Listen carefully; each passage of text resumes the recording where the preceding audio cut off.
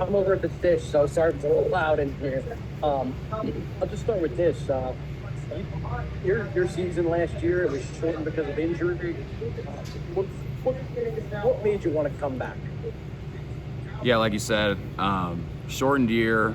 I felt like I was getting off to a really hot start in the 3.5 games that I played. So just wanted to come back and have another full season and just keep building with this team and honestly just keep playing football. I love playing football. So whatever I got to do to keep playing, I'm going to do that. So. You were playing really well when you got hurt. What was working for you those first 4 games of the season? I think you had 3.5 sacks in those 4 games. What was working for you, particularly pass rush wise? Yeah, just watching a ton of film. Started taking film a lot more serious. Started taking nutrition a lot more serious. But yeah, just started being around the building a lot more. Like I was living in the building. So, and me and Coach Slade we really just went to work in the off season. So I say those are the biggest things that helped me with the pass rush and my overall game last year.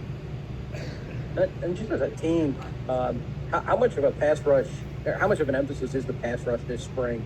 As collectively last in the country in sacks last year, how much of an emphasis is it?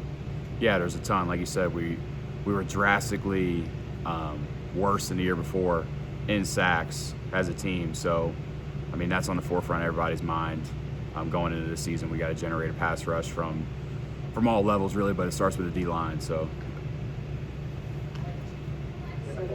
Hi, Cam. Sorry, I have my 3-year-old here, so if you hear screaming, she's fine. She's just having a ball of paint. So how are you feeling now at practice? How's health-wise? I know I didn't see you wear a green bib, but how's everything feeling with the rehab? Yeah, rehab's been great. I get cleared for live contact next week, so really I've just been just staying up with all the thudding and wrapping up. No tackling to the ground, but I mean my shoulder feels really good. My strength is coming back. The pec feels really, really good, so I'm excited to get back out there live. You were talking about how you changed how your approach and your focus with nutrition and all that. What was the big changes there, and how has your body changed? Honestly, I just started eating the same stuff over and over. Like I met with Enza, we developed a plan, a lot of salads, a lot of chicken, just a ton of protein, and did a lot of cardio after practice. Just try to cut down on some body fat and strengthen muscle and put on more muscle mass. So where are you right now as far as your body fat? Well, it's a little messed up now because I just had surgery, but before last season I think I was at like 24% fat mass or something like that, and it was so much better than what it was. I dropped 13 pounds of fat and put on like 5 pounds of muscle just in the last off-season winter workouts and spring ball.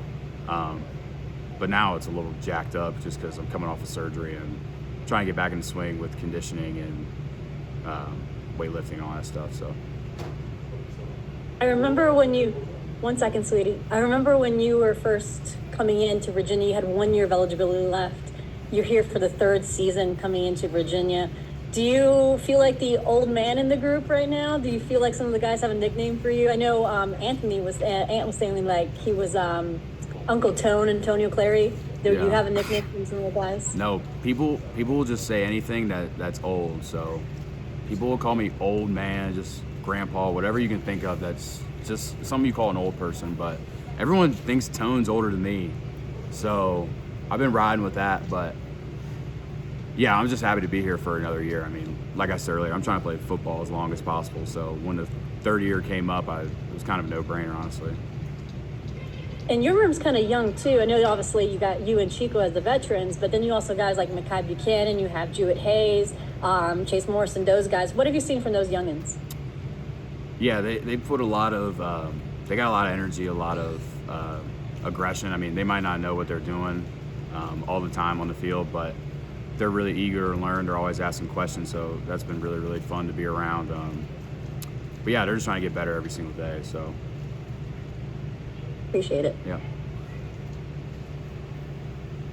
Chico, can you start? Chico, sorry. Cam, sorry.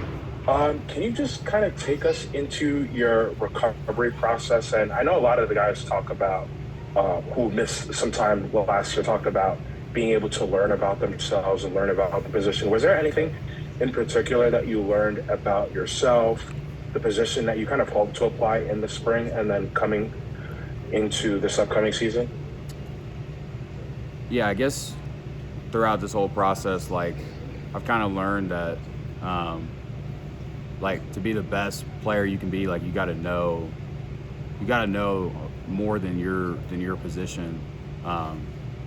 Because like last year, I knew what the whole D line was doing, but I didn't know what the back end guys were doing on some of the plays. So just throughout this whole process, I've really just started honing in on, like I meet with Coach Cox, I meet with the DBs.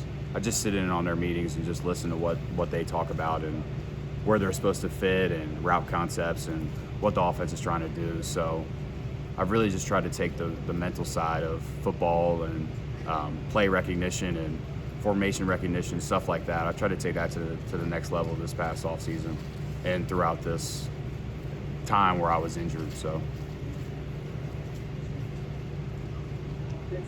I guess just to ask you about the pass rush stuff again, how much do you feel like that the lack of production was because of the health situation with Chico trying to get back to full strength, you being out for 2/3 of the season, and then how much was it with you guys?